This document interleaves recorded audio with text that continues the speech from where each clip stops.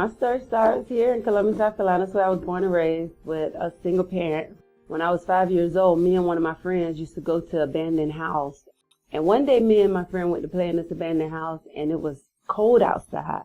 So we found some matches, and we took paper from out of the house and cloth and all kind of stuff, and we built a fire. And when we started the fire, it ended up enclosing us in there, and we couldn't get out. My mom ran to me and grabbed me, and I was trying to run back in the house to save my friend, but nobody would let me go back in the house. And I had to go to the funeral of my friend, and that was the first real tragedy I ever dealt with that changed me to a lot of degrees. Even after having to deal with that, I still had to deal with being sexually abused at my home.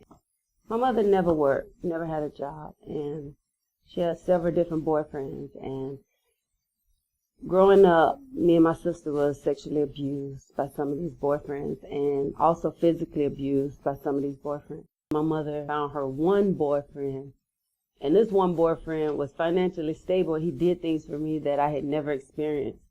You know, he was a father I never had. He would not sexually abuse me, you know, and that was awesome to me, but he would physically abuse my mom all the time. So I was torn between loving this man because he treated me so well. He was the first man I was around that didn't touch me inappropriately, but he was abusing my mom. After she finally got tired of the abuse, she left him. And I was glad she left him because I felt he was going to kill her. And he used to threaten to kill her and pull guns out on her and beat her so bad. And then a week after she left him, he comes to our home and shoots her 6 times in front of me and let her die in my arms.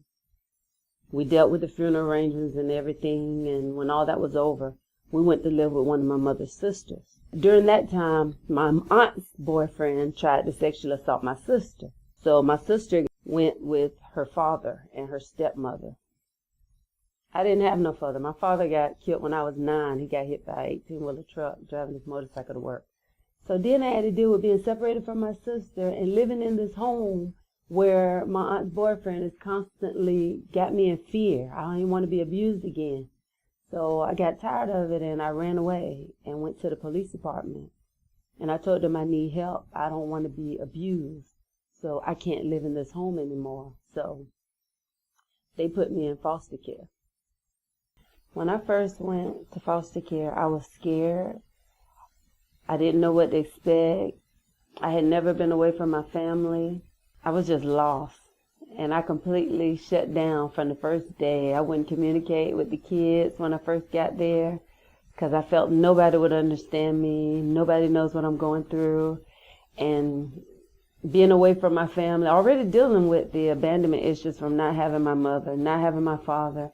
Only person I have in the world is my sister, and we've been separated. So I came in there a mess. I felt like I was being housed. I felt like I was just in a warehouse. I didn't feel like I was even in a home. So I was real uncomfortable there.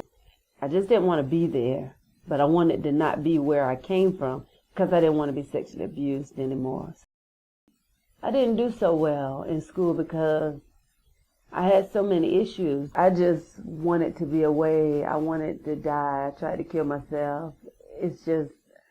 I just wasn't happy in foster home, except when I met my gardener, Lyda. When I met her, I was at my lowest point.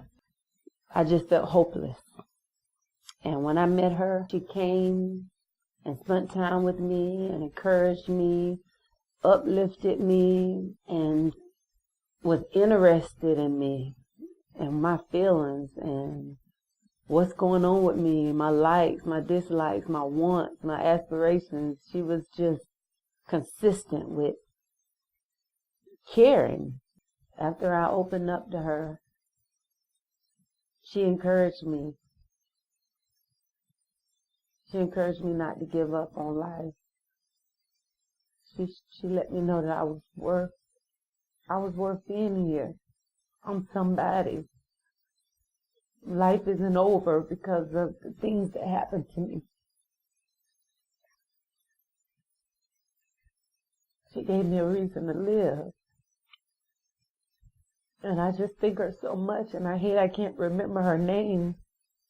so I could find her, to thank her, and let her know the type of person I became. And she is a part of that, because if it wasn't for her, I don't know if I would be here.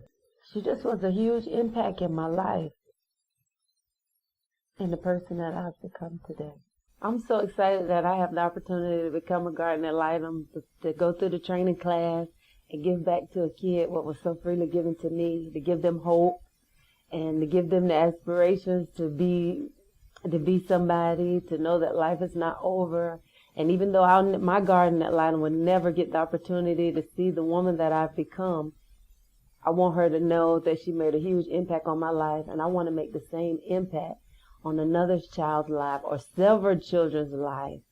To know that, there is hope, there are people that care, and it's just a wonderful program. And I'm just so enthused about being able to be a part of it.